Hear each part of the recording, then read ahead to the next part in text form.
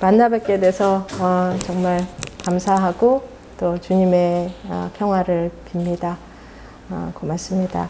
오늘 좀 즐겁게 설교를 하고 싶었는데 아침에 사고도 있고 그래서 좀 마음이 좀 다 어려우시죠? 특별히 이런 사건이 났을 때 마치 이제 주일이고 또 그래서 오늘 교회에 또 쏟아질 수많은 잘못된 설교들이 좀 미리 예단할 필요는 없지만 그것으로 인해서 또 더 상처를 입을 사람들이 없기를 바라고 이 시간 잠시 우리가 한 30초 정도 우리 이미 돌아가신 분들 아직 신원 파악도 안 되고 또 여러 가지 어려움 중에 있고 현장에서 있는 사람들 또 마음 졸이고 있을 가족들을 위해서 주님이 함께 하시기를 그리고 그 마음속에 그리고 우리 사회에 대한 여러 가지 기도할 것이 너무 많지만 잠시 이 순간은 그냥 우리 그 상황에서 너무 힘들게 숨져간 분들을 애도하는 잠시 침묵을 갖겠습니다. 함께 침묵.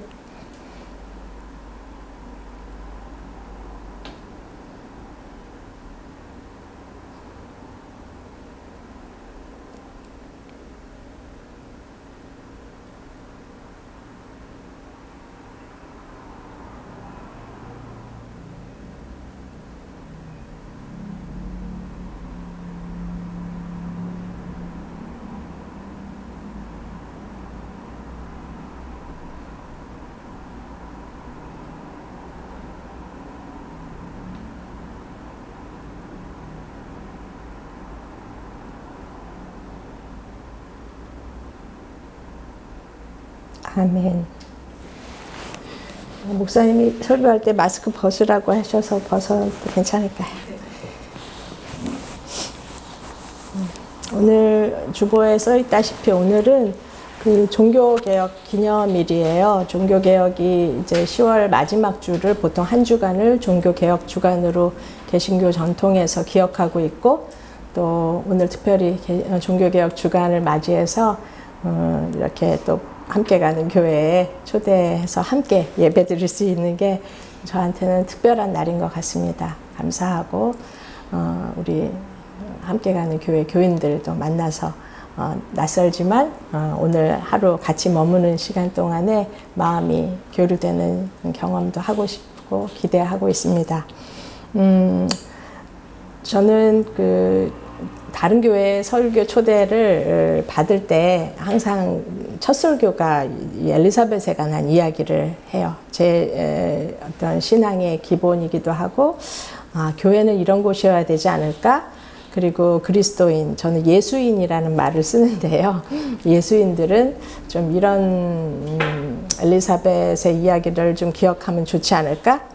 그래서 이 얘기를 첫 번에 오늘 성서 정과에 상관없이 제가 누가복음 말씀 첫 장에 있는 말씀을 통해서 여러분을 좀 만나고 싶어서 얘기를 드리고 제목을 엘리사벳의 공간이 교회의 기초였다. 예수님의 십자가 사건 이후에 예수님을 기억하고 따르던 분들이 교회를 세우고 십자가를 참혹한 희생과 또 그 온갖 불의와 어둠의 세계를 뚫고 일어났던 기독교 예수 그리스도의 부활을 기억하는 그런 의미에서 십자가를 교회의 상징으로 삼고 다시는 그런 참사가 일어나지 않도록 기억하고 누구도 억울한 죽음을 당하지 않는 교회를 세워나가기 위해서 우리는 십자가를 교회의 상징으로 두고 모여 있다고 저는 해석을 해요. 그래서 그런 교회가 그렇게 시작했지만 그 교회의 태동을 마련했던 사람들의 이야기가 구약부터 있었겠죠. 역사적으로 연결되어 있으니까. 그러나 특별히 신약에 있어서 기록된 성서 말씀에 의지해서 제 눈에 들어왔던 이야기는 엘리사벳의 이야기예요. 제가 신학교의 교수직을 그만두고 나와서 그냥 개인 1인 연구소를 할 적에도 저의 신학적 입장에 있어서 그 연구소 이름이 공간 엘리사벳이에요. 건물 없이 저도 물론 이제 남의 건물에 조금 제 책만 갖다 놓고 그런 곳을 마련해서 일산에 지금 거주하고 있고요. 그렇게 있지만 그냥 제가 움직이는 엘리사벳 공간이라고 생각하고 살아갑니다. 그래서 오늘 저도 함께 가는 교회에 엘리사벳 또는 마리아의 입장으로 함께 했었던 이야기들을 좀 이제 같이 하려고 해요. 교회는 커다랗게 두 가지 교회가 있죠. 유형의 교회, 지금 말씀드렸듯이 건물을 지니고 건물 안에서 모이는 어떤 유형의 교회, 건물을 의미합니다. 그 건물 안에는 사람들도 있고 또 그 사람이 실제로 무형의 교회라고 우리는 할 수가 있어요. 그리고 건물 없이 또 존재하는 우리 함께 가는 교회나 우리 여울교회 같은 경우는 건물을 갖는 것 자체가 교회의 타락으로 이어질 수 있다라는, 여울교회는 그렇게 생각해서 지금 17년째 여기저기 옮겨가면서 좀 장기 임대, 예를 들어서 월세 임대를 해서 그렇게 예배를 드리고 있고, 들어오는 수입의 대부분을 사회적 약자나 현장에 필요한 곳에 나눠 쓰고 있는 그런 생각을 가지고 있어요. 그래서 건물 없이 우리가 스스로가 교회다라고 하는 무형의 교회를 가시적으로 가시화하고 드러내고 우리 스스로가 교회다라는 생각을 가질 수 있는 그런 마음을 가진 교회입니다. 무형의 교회, 무형의 어떤 정신으로 교회가 선다라는 것은 하나님의 뜻이 그 안에 있다라는 것, 그 개별 존재 안에 하나님의 뜻이 있고 성령이 임재하고 있고 그 예수인 한 사람 한 사람이 교회의 역할을 할 수 있다라는 어떤 신념이기도 하죠. 그래서 성서에 나오는 얘기 중에 저는 그 과부의 두렙돈 이야기를 읽고, 그 두렙돈 이야기가 예수님의 성전에 대한 그 뭐랄까 해소를 명하신, 성전 파괴라면 말이 너무 공격적이고, 두렙돈이면은 계산하면 한 요즘 돈으로 1,200원 정도의 돈이거든요. 그거 남은 전 재산을 두렙돈을 헌금함에 넣고 과부가 이제 헌금하는 걸 보라고 했을 때, 사람들에게 보라고 했을 때 예수님이 그거를 사람이, 과부는 그 사회에서 예수님은 돌봐야 될 사람이라고 하지만 여성이 없고 남편이 없고 자식이 있었는지는 모르겠어요. 그런 사람이라 사실은 아주 비존재화된, 있지만 없는 존재 취급을 받았던 사람인데, 그 사람이 마지막 그 두렙돈을 넣고 헌금에 넣었던 것은 그 사람이 전 재산을 하나님을 위해서 썼다라는 그런 의미가 아니고, 자신의 모든 것을 들여서 하나님을 섬긴다라는 얘기가 아니라는 걸 기억을 해야 되죠.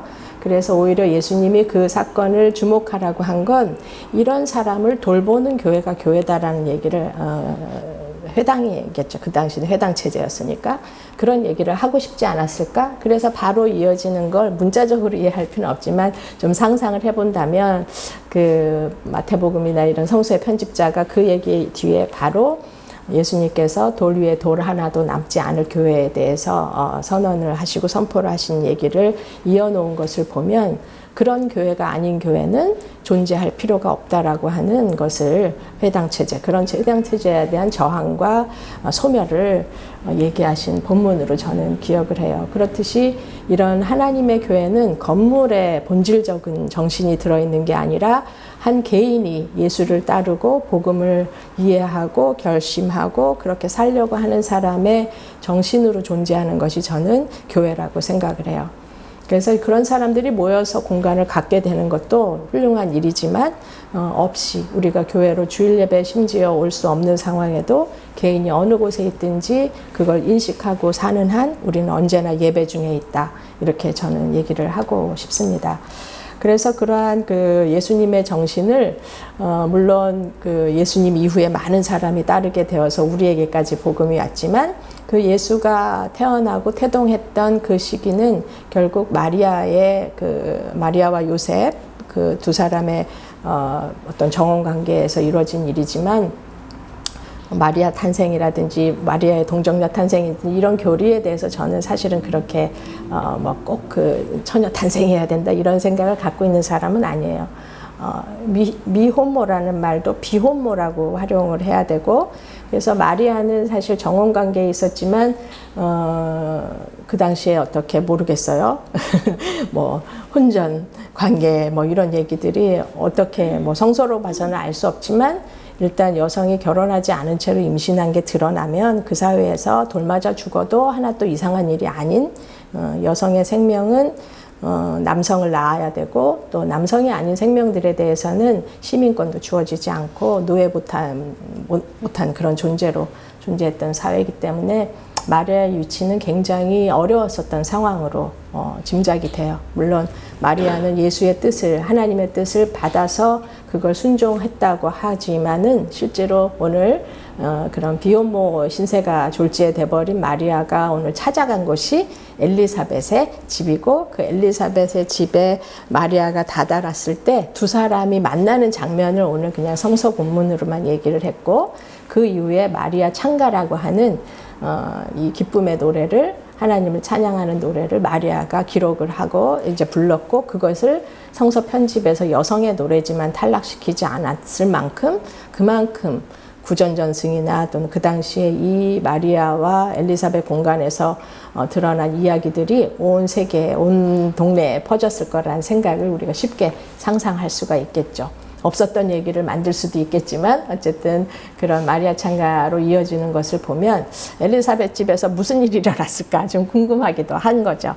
그래서 처음 정혼했던 남편을 찾아간 것도 아니고 자기의 원가족을 찾아간 것도 아니고, 엘리사벳이라고 하는 1장을 자세히 보면 이제 하나님에게, 사람들에게 의인이라고 불렸던 엘리사벳의 별칭이 있어요. 의인으로 불려서 남편 제사장이 있었던, 지도자로서의 남편을 가진 다소 지위가 있었던 가문의 사람이지만 그 역시 오랫동안 불임을 겪었던, 비임을 겪었던 사람이고, 역시 엘리사벳도 하나님에게 수태고지를 이제 받고 사가랴도 동시에 받았지만 남편 사가랴는 그 소식을 듣고도 믿지 않아서 이제 말을 못하게 되고 이제 실어증에 걸리는 상황이 돼버리죠. 그러나 문중의 사람들이 엘리사벳의 아이의 이름을 짓고자 모였을 적에 전통에 따라서 아버지의 이름을 따르는 게 아니라 요한이라고 자기가 하나님의 천사로부터 들은 얘기대로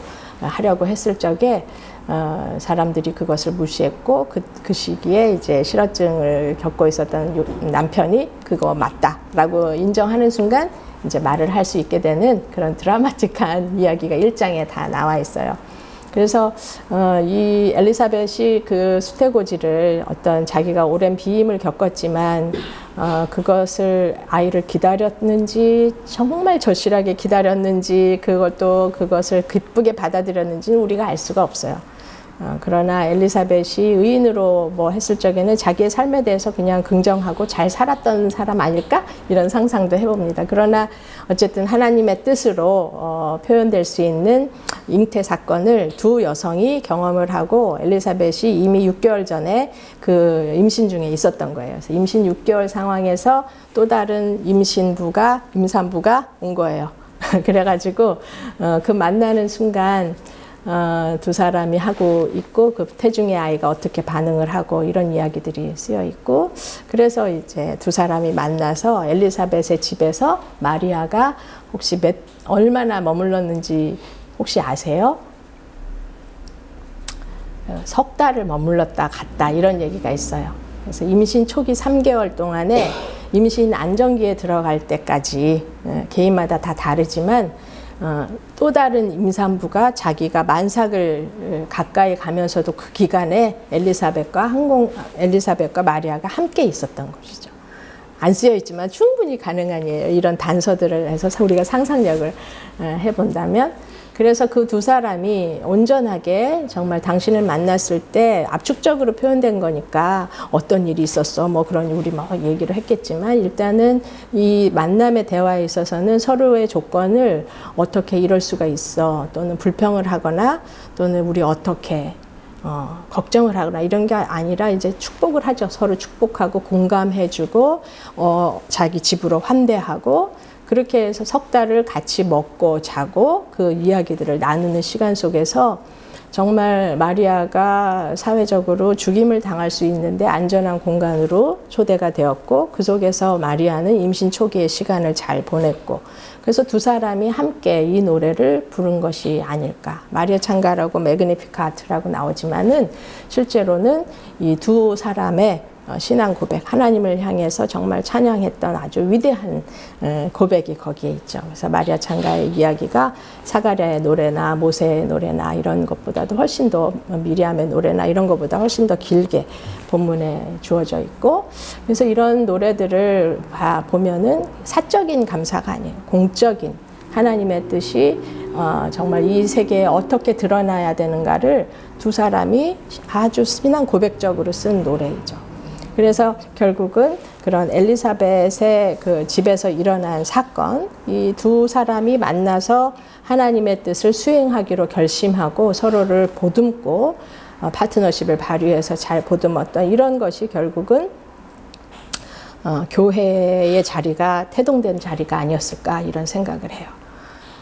세례 요한이 태어나고 예수가 만나서 연대해서 세례를 주고, 또 세례 요한의 억울한 죽음이 예수의 죽음만큼 억울했던 죽음이 또 일어나고, 그것을 통보받은 예수의 심정과 또 자신의 삶도 그렇게 갈 수 있다라고 하는 비극적인 사촌의 죽음을 이제 듣고 자신도 그런 삶을 살겠다라는 청년 예수의 그 불안한 심정이나 이런 것들이 다 신으로서 감정이 없이 이런 불안한 감정이나 공포 감정이 없이 살았을까? 우리는 그렇게 상상할 수 없어요. 역시 예수님도 우리 같이 인간의 고통을 다 지니셨고, 그렇기 때문에 더 열악하고 사회적으로 소외당하고 따돌림 당하고 고통받았던 사람들에게 정서적으로 심리적으로도 이렇게 하나님의 아들이 아니어서도 충분히 그런 마음을 가지고 살았었겠구나라는 생각이 들어요. 어렸을 때 들었을 거 아니에요? 엄마한테 너는 어떻게 태어났고 너의 사촌과는 이런 경험이 있고, 이런 얘기를 쭉 들으면서 아마 그런 가정 환경이나 그 부모의 이야기를 통해서 자신의 내용들을 잘 기억할 수 있을 거라는 상상도 할 수 있습니다. 그래서 이 엘리사벳과 마리아가 보여준 이 교회의 기본 터라고 하는 엘리사벳의 공간이 가졌던 환대와 조건 없는 수용, 그죠? 너 안 돼. 내가 너를 어떻게 하고, 우리 남편한테 해가 끼칠 수도 있고, 내가 또 나도 위험 당할 수 있지만 안 돼. 뭐 묻고 이런 게 아니라 환대하고 조건 없는 수용. 그리고 이거를 돌봄으로써 내가 얻을 이익에 대한 어떤 계산을 과연 엘리사벳이 할 수 있었을까? 그런 것도 아니었을 것 같고, 제 추측이지만 어쨌든 한 사람을 환대하는 것은 그것으로 인해서 파생될 좋은 일, 나쁜 일, 그런 거 없이 내가 그 사람과 함께 존재하는 것이거든요.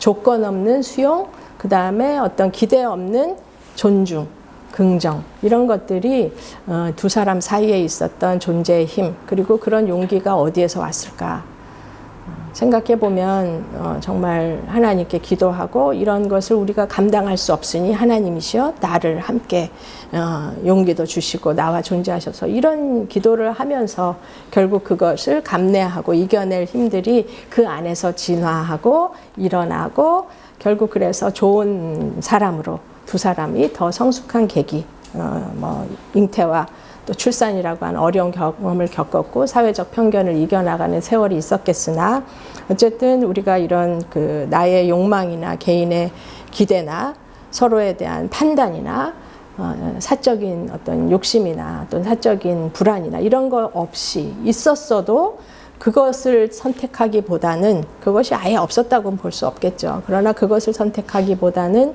하나님의 뜻을 분별하려고 하는 세 사람의 그 3개월 동안의 노력이 결국은 그리스도 기독교의 역사를 이어가게 했던 어떤 삶의 굉장히 중요한 저는 터전이라고 생각을 하고 있어요. 그래서 저는 여러분의 교회는 어떤 교회인가, 그런 얘기를 좀 묻고 싶어요. 또 여러분 스스로는 교회로서 어떤 존재인가, 이런 것을 종교개혁 기념주간을 맞이해서 우리 한국교회는 어떤 교회였나, 정말 안전한 곳일까? 누군가 갔을 적에 어디서 왔어요? 어느 나라 사람이에요? 또 뭐 어디 살아요? 또 뭐 주차하셨어요? 뭐 이런 얘기 필요 없이 그냥 그 존재로 얼굴 하나, 이름 하나로 환대하고 그럴 수 있는 교회일까? 그리고 누군가가 편안하게 신뢰할 수 있을 정도로 그 시간을 넉넉히 주는 공간인가? 상대의 마음속으로 깊이 들어가서 그 사람의 마음과 교류하려는 내 진정성이 먼저 작동을 하는가, 아니면 저 사람의 얘기를 듣자마자 나의 생각과 내가 하고 싶은 말이 연결되는 순간에 말을 그치게 하고 내 말을 듣고 조언을 하고 판단을 하고 자기 얘기로 화제를 옮겨가는 언어 습관이 있는가, 이런 것들. 그리고 우리는 다 친숙한 공간이라서 알지만 커피는 어디 있어요? 화장실은 어느 쪽에 있어요? 또 이렇게 예배를 위한 선언이 있으니까 걸어갈 때 좀 조심해 주세요. 이런 안내를 제가 충분히 오늘 받았잖아요. 그러니까 그런 것들이 심리적으로 굉장히 안정감을 주는 거죠. 그게 또 다른 환대라고 하는 생각을 합니다.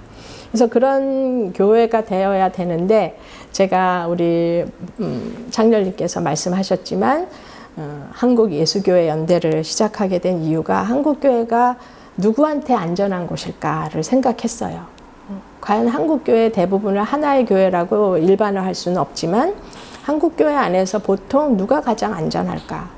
오늘도 이런 이태원 사건을 경험한 오늘 주일, 마침 주일이라 모든 설교 앞에 이 설교가, 이 사건이 언급될 텐데 미리 예단하고 판단하고 한국교회를 비난하고 싶은 마음은 없지만 또 다른 피해를 입히는 발언들이 강단으로부터 쏟아져 나갈 것이고, 왜 기독교인들은 그런 사건이 있으면 이 사람들이 왜 안전하게 즐길 수 없을까? 청년들이 그 사회, 그 거리에 가서 마음껏 자유롭게 놀이를 하는 놀이터가 우리 사회는 왜 이렇게 불안전한 곳이어야만 할까? 축제를 즐기고 서로의 해방구 같은 경험을 하고 너나 나나 익명성을 자기 이름을 드러내지 않고도 자기가 꾸미고 싶은 대로 꾸며서 모여서 즐겁게 서로를 축하하고 환대하고, 또 다른 문화권에서 온 문화이지만 그것을 우리가 즐기는 하나의 문화로 하는 일이 왜 이렇게 죽음으로 이어져야만 하는 우리 사회에서 살고 있을까? 그런 생각을 좀 하게 됐어요. 저는 아침에 뉴스를 접하고 했는데, 제 딸이 코로나 시기에 미국에서 사는 아이인데 코로나 시기에 한국에 와서 살게 됐고, 그러니까 어렸을 때부터 미국 교회는 할로윈 문화를 교회 안에서도 잘 활용도 하고 재밌게 하기도 하는, 그리고 그것을 그냥 뭐 종교적 판단이나 이런 거 없이 하던 문화에서 성장을 했고, 또 코로나도 약간 완화가 되면서 분명히 갔을 거란 생각을 해요. 그리고 즐거웠기를 바랐을 거고, 근데 어제는 제가 대구에 와가지고 그런 생각을 미처 못했고, 근데 아침에 연락을 하니까 연락이 안 되니까 좀 걱정이 되기는 했어요. 혹시 그 시간에 있었으면 얼마나. 그리고 그 다음 문장은 생각하기가 싫었고, 보통 주일 아침에는 토요일과 주일은 일하다가 늦잠을 자니까 늦잠을 자고 있겠지 해서 어쨌든 문안을 묻고 전화를 기다리는 그 시간이 저한테도 쉽지가 않았어요. 그리고 아무 생각을 하지 않았어요. 친구들의 얘기에는 어떻게 만 가지 생각이 들었겠다 하지만 만 가지 생각이 아니라 한 가지 생각, 잠자고 있었기를. 그리고 아무 말도 할 수가 없었어요. 옆에 동료가 있었지만 아무 말도 할 수 없었고 그냥 기다리고, 그러나 이제 전화가 오고 연락 못해서 미안하다라고 하고 잠자고 있다가 이제 보고 깜짝 놀라서, 그래서 이제 그때 제가 마음이 다시 차분해지긴 했지만 얘가 살아있어서 기쁘다라고 표현하기가 어렵더라고요. 그래서 둘이 잠시 침묵하고, 제 딸도 좀 마음이 그런지 그냥 미안하다는 얘기만 하고 목이 잠겨 있었길래 그냥 더 자든지 나중에 오후에 더 우리 이야기를 하자 이렇게 하고 전화를 끊었어요. 그리고 나니까 우리 사회가 왜 이렇게 억울한 죽음을 계속 용인하고 있는 상경으로 가고 있는지, 한국 교회는 누구에게 가장 안전한지, 한국 사회는 누구에게 가장 안전한 사회인지, 이걸 역시 되돌아 물을 수밖에 없어요. 그래서 한예언이 구성된 동기는 바로 이러한 교회가 이렇게 사건이 일어날 때마다 생명을 바라보지 않고 선과 악, 이분법적인 사고로 하나님이 악을 심판한다라고 하는 프레임 속에 수많은 변수나 먼저 물어줘야 될 얘기들을 하기 이전에 그렇게 판단을 해버리고 정죄를 해버리는 이 강단이 저는 제가 견딜 수가 없었어요.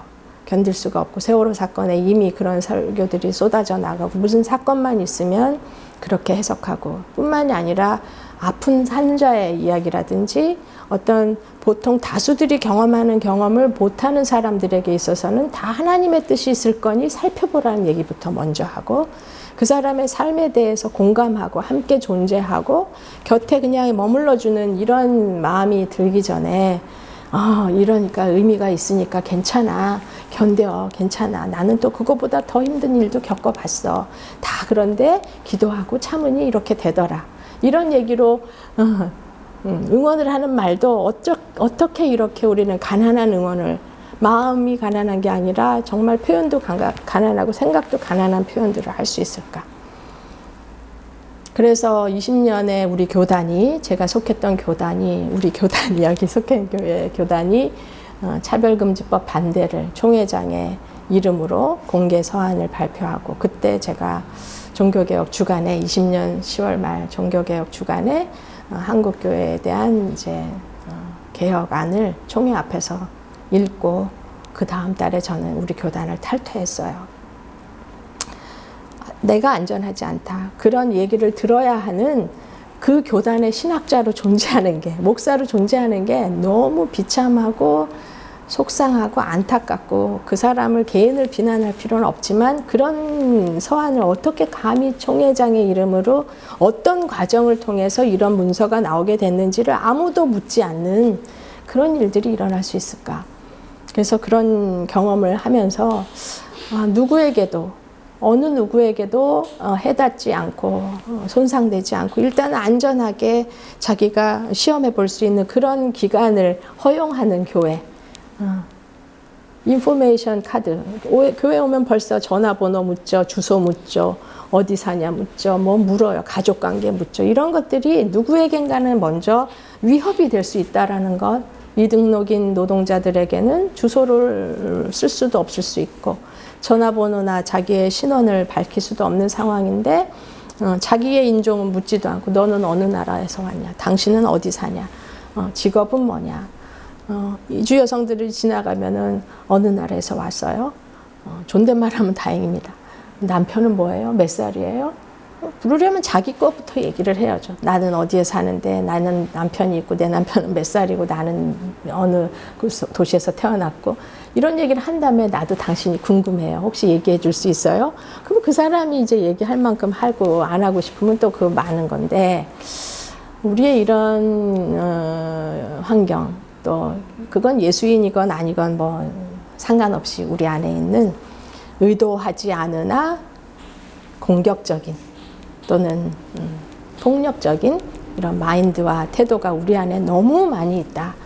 그래서 그런 것들을 좀 벗어나서 새로운 안전한 교회, 누구가 와도 여기서 숨 쉴 수 있는 교회, 누구가 와도 편안하게 행복할 수 있는 그런 교회가 없을까? 그런 교회가 적어도 이 시기에 필요하지 않을까?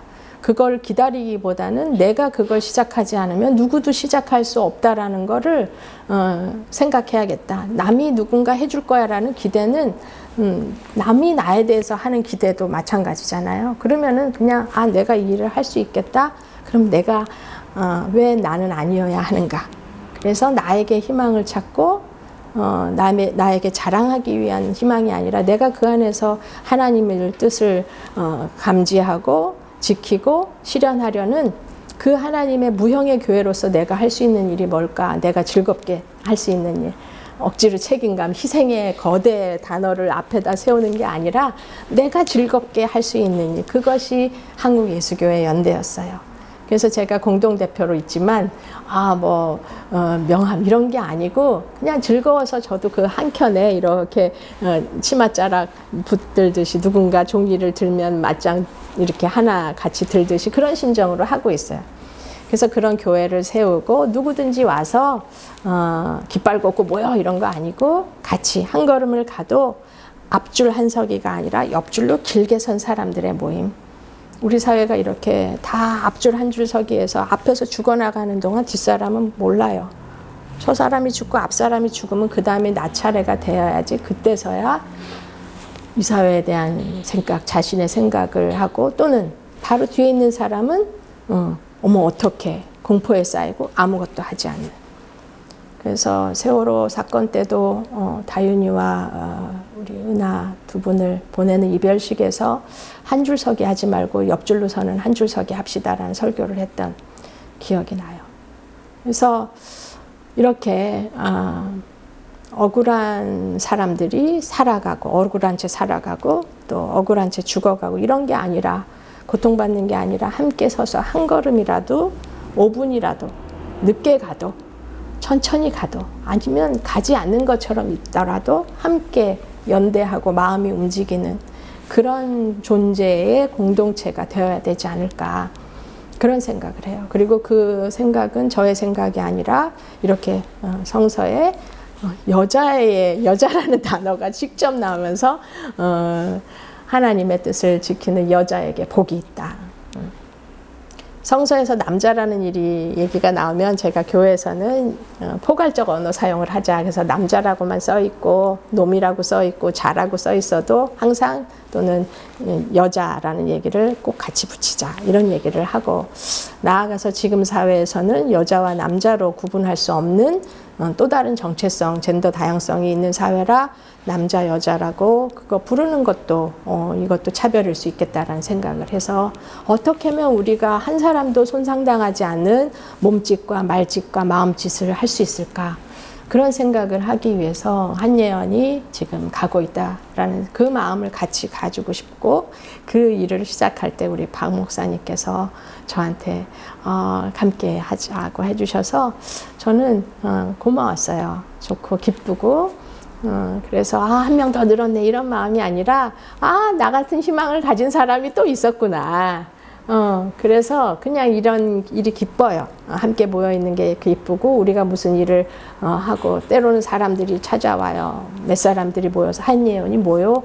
그랬더니 별거 없네. 그러고 가시는 분들도 있고 마치 우리 사회가 차별금지법을 당장 만들도록 한예언이 뭔가를 할 것 같고 그걸 기대했을지도 모르고 어떤 개혁의 소리를 우리가 더 분명하게 내주기를 기대하는 다른 사람에게서 희망을 찾는 사람들은 그렇게 또 아무것도 아니네 하고 갈 수 있죠. 그래서 우리가 서로가 희망을 같이 하자라는 얘기, 나의 희망이 내가 되자 그런 얘기를 하고 싶었던 것입니다. 그래서 한예언을 구성하게 된 동기도 이렇게 성서의 사람들, 지혜로운 사람들, 하나님의 뜻을 무형의 교회로 지키고자 했던 사람들의 전통을 개혁교회 안에 분명하게 바라보면서 이것을 다음 세대에 전승하기 위해서는 우리가 이 개혁의 줄을 지키고 소중하게 보듬어야겠다는 생각을 하고 있습니다. 그게 한 사람이든 두 사람이든. 그래서 저는 우리 이러한 교회와 성도들이 하나님의 개혁과 변혁 또는 이런 종교 개혁에 맞게 살아가면서도 누군가 이런 일을 하지 않았을 때 그 사람을 함부로 비난하거나 그런 것은 그 사람들 내일에 대한 자부심이 지나쳐서 자기에 대한 과대 기대 또 그 일을 하지 않는 사람에 대한 비난을 넘어서 그 사람도 함께 했으면 좋겠다는 과대한 기대 때문이에요. 근데 그런 것이 없이 산티아고를 걷는 사람들이 왜 나랑 안 걸어 하면서 가는 사람 없어요. 그냥 그 자리에서 혼자 걸으면서 자기의 살조차도 짐이 되는구나를 깨달으면서 자기의 살을 다이어트로 빼는 게 아니라 인간의 삶이 이렇게 빈손으로 가도 무거운 존재라는 걸 깨닫고 그 길에서 만나는 사람과 평화의 인사를 하고 끈적지게 같이 가요. 우리 길 같이 가서 끝까지 가요가 아니라 또 만났을 때 인사하고 헤어지고 안녕을 구하고 평화를 인사를 하고 헤어지고 그래서 순례라고 하는 것이 그리스도인의 삶에 저는 하나의 볼 수 있는 예시가 아닐까. 하나의 예를 든다면 그래서 한예언의 제 첫 번 취지가 변혁적 순례 영성이에요. 그래서 순례를 하고 개인적인 기도를 하지만 수도원으로 들어가서 나오지 않는 사람의 마음도 이해는 할 수 있어요. 그러나 그 순례길에서 함께 만나는 사람들의 변화와 삶을 축하하는 이 순례의 그 마음이 영성으로 우리가 공유돼야 되고 그 영성은 이렇게 함께 성서의 깊은 이야기들을 안 보이는 이야기들을 우리가 교리적으로 먼저 형성된 이야기를 조금씩 벗겨내고 우리가 그 안에서 담겨 있지만 못 발견했던 얘기들을 누군가의 목소리가 성서에서 이렇게 살려달라고, 나 여기 있어, 죽을 뻔했는데 나 여기 있어 한 그 가장 선명한 예수의 목소리. 죽임 당할 수 있어요. 모태가 죽고 마리아가 죽임을 당했으면 예수는 없었겠죠. 그리고 또 다른 예수가 또 역사상에 드러났었겠지만, 이렇게 없어질 수 있는 사건들, 안타깝게 지켜져야 됐었지만 할 수 없었던 일들을 우리가 성서를 깊이 바라보고 그것을 축하하고, 내가 발견할 때마다 그 존재를 잊었던 거에 대한 사과를 하고 세워나가고. 그래서 제가 이 설교를 안 할 수가 없어요. 셀프 플레저리즘, 자기 표절일 수 있어요. 여기서 했던 다른 교회 가서 설교하고 또 이렇게 하면 조금씩은 달라지지만, 그런 것을 불사하고도 제가 하는 이유는 성서에서 우리가 감춰진 목소리를 드러내고 만나자. 우리 존재 안에서 서로가 말을 자주 하는 사람이 있고, 많이 하는 사람이 있고, 빨리 하는 사람이 있고, 다소 천천히 하는 사람이 있는데, 기준을 세우지 않고 그냥 그대로를 인정하는 우리가 되자. 그래서 생각이 없다고 말을 하지 않거나 느리게 하는 사람 보고 생각이 없다고 생각하지 않고, 아, 저 사람은 시간이 필요하지. 아, 그리고 저 사람은 생각이 다 정리되지 않아도 말을 시작해서 우리가 말을 꺼낼 수 있도록 초대하는 몸짓이구나. 어떤 그런 생각으로 상대의 내면의 힘과 의지를 선한 의지로 믿어주고 존중해주고, 저 사람이 왜 저래 하는 말보다는 저 사람이 이유가 있겠지. 그 이유를 내가 알기 전에는 내가 더 인내하고 친절한 사람이 되어야지. 이런 태도들을 서로가 3개월에 같이 지냈던 마리아와 엘리사벳의 공간을 기억하면서 우리도 그렇게 살아갔으면 좋겠습니다. 아침에 나간 사람이 돌아오지 못하고 아직도 수많은 사람들이 노동 현장에 들어가면서 퇴근하기를, 오늘도 퇴근할 수 있을까를 두려워하면서 얘기하고, 데이트하는 수많은 사람들이 데이트 폭력과 데이트 강간과 또는 데이트 추행을 겪고 스토킹을 겪으면서 내가 사랑하면서 죽을 수도 있다라는 건, 이별할 때 안전한 이별을 할 수 있을까?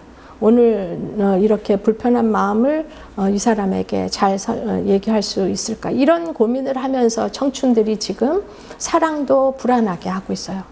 이런 것들이 그 개인에게 모든 책임이 떠넘겨지고 그런 사회. 그래서 저는 어린아이로부터 나이든 모든 존재, 그리고 이름 하나 가지고 얼굴 가진 존재, 또 동물이라도 그들의 이름이나 꽃의 이름을 우리가 알 수는 없지만 그 존재 자체로 우리가 소중하게 여기고 그들을 존중하는 마음이, 우리가 한국교회가 또 예수인들이 오늘 2022년의 종교개혁주의 기념주일에 이 찬란해야만 했던 죽음들의 사회적 살해 사건을 다시 한번 경험하면서 그런 공간, 한 개인의 공간을 우리가 꾸며나가고, 두 사람이 모인 공간을 또 꾸며나가고, 여러분의 가족, 또 직장, 교회터 이런 곳에서 그런 일들을 우리가 해나가면 어떨까, 이런 초대를 하고 싶어서 말씀을 드렸습니다. 좀 길어졌을지도 모르는데 경청해 주셔서 감사합니다.